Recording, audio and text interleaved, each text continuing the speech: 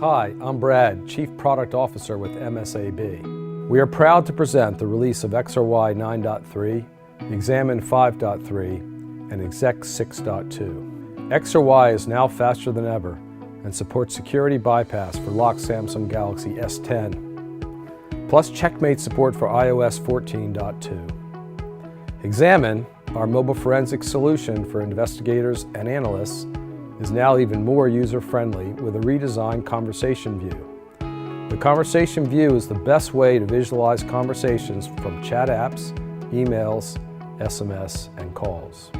Here we have an XRY case file opened in XAMN. We will now choose to view the contents in the new conversation view. At first glance, you can get a lot of information. Which app the conversation is from, which device or source, connected number or known identity, and the start date of the conversation. There is also a button to show the full list of participants, and a number to identify how many messages are in the thread.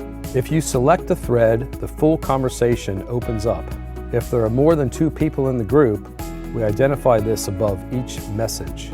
You can easily scroll through the messages and media attachments are displayed directly, just like on a phone. We hope that this streamlined way to read full conversations will assist you in your mission to find vital evidence even in the mountains of data on today's mobile devices and apps.